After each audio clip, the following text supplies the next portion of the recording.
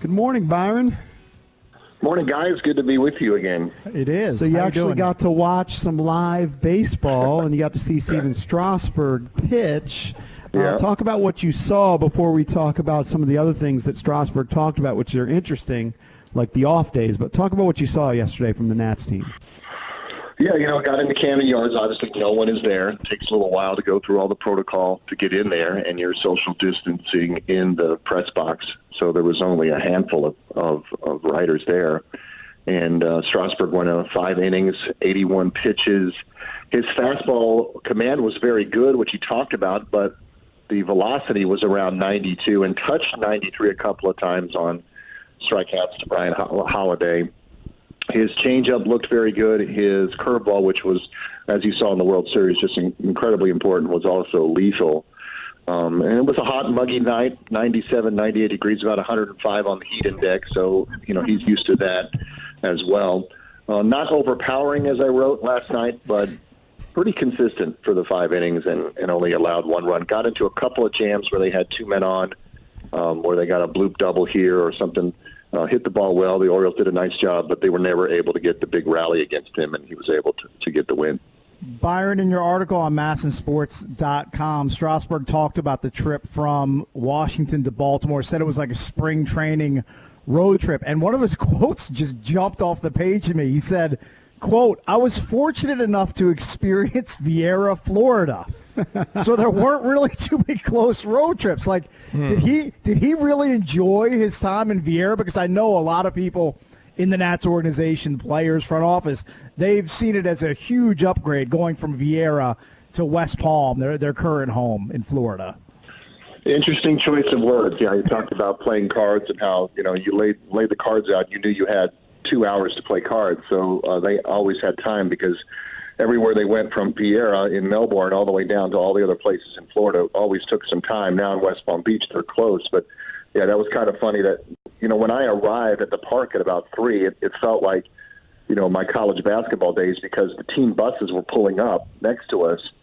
And they had 3 different levels. They're called Tier 1, Tier 2, and Tier 3 where you're allowed to stand. And we were 3 levels away from them. And they had their bags, grabbing their own bags, just like if it was college baseball. And they had to walk into the first level of Camden Yards and walk down the stairs into the visitors' clubhouse. And Davey Martinez even mentioned how long it took. So they had 5 different buses come up from Nats Park starting at 1 o'clock, and they social distance on the bus. And usually, I'd imagine with that many people, I remember my days of being the sideline reporter, probably had 3 total buses when we'd go on the charters.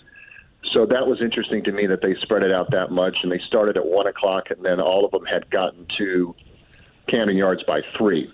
So, they all had their masks on, obviously, and all the protocols set up, and they had their fever checked at Nats Park before they left, and then their temperature checked when they got to Camden Yards as well. So it took a little bit longer, but normally they would take, they would drop it in a hotel the night before if it was a 3-game series, and they would stay there.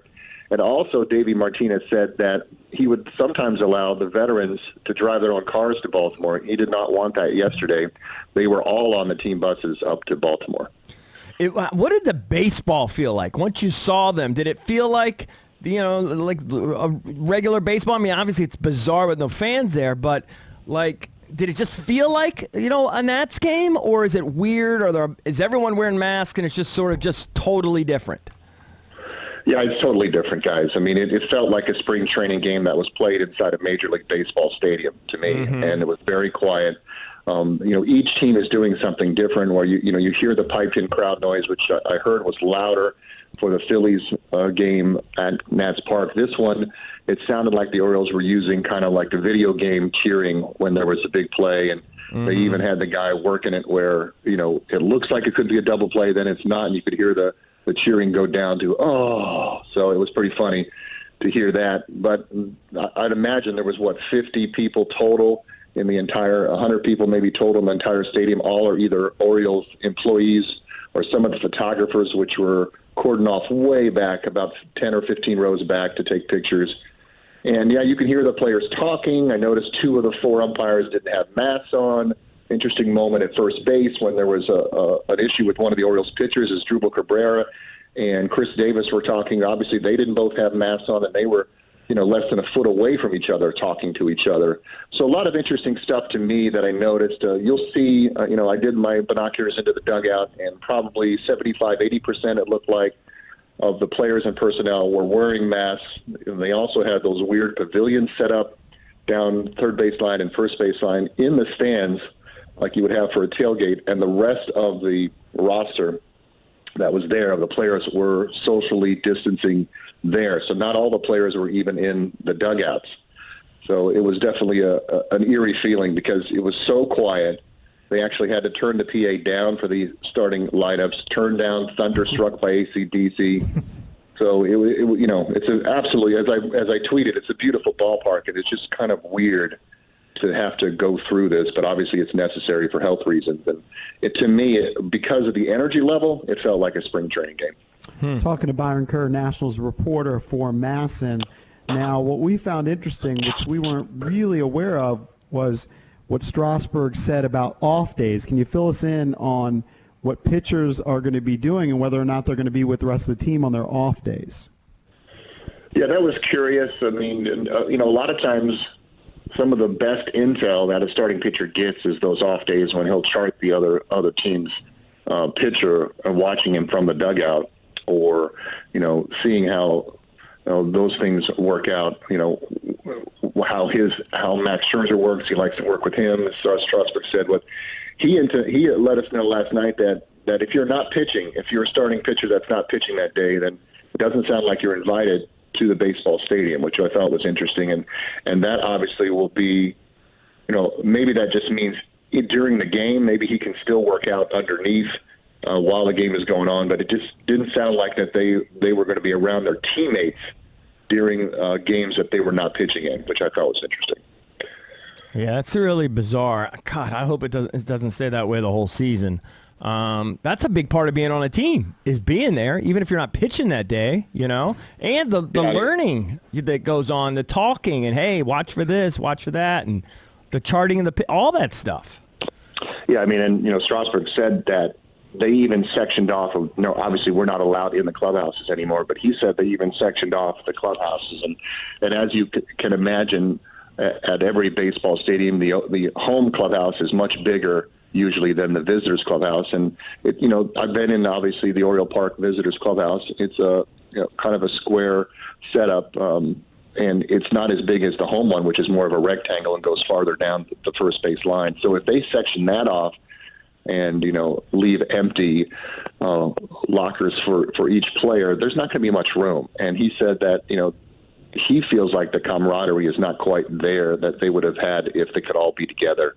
Mm-hmm. And even Howie Kendrick, when he hit the home run and he was dancing in the dugout, there was air high fives. No one was touching anyone when he came off the field. So I think that's going to take a little bit of a while for these guys to feel close to one another, and that bonding that they had in the great run last year that is necessary, really, I think, for any successful team.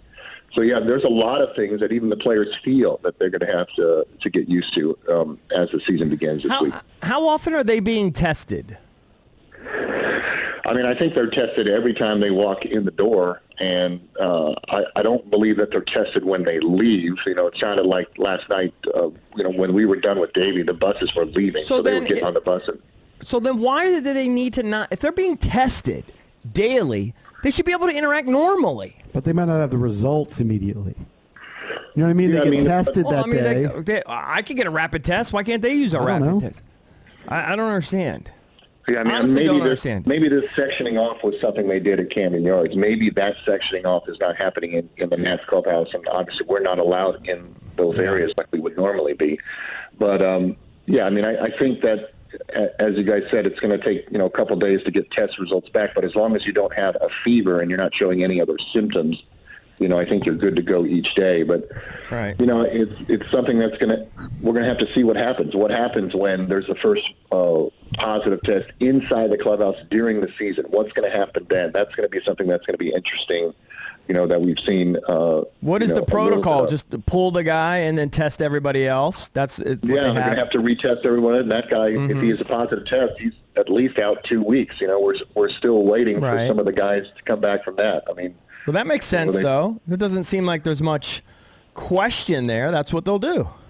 Yeah. I mean, that's the protocol, but this is uncharted waters. So, just like the NBA, which is going to be starting up, I mean, it seems like the Premier League, from what I've seen, and, soccer, you're going to be bumping into guys all the time. They're doing pretty well with it. So, I saw Adam Eaton in the dugout talking without a mask on.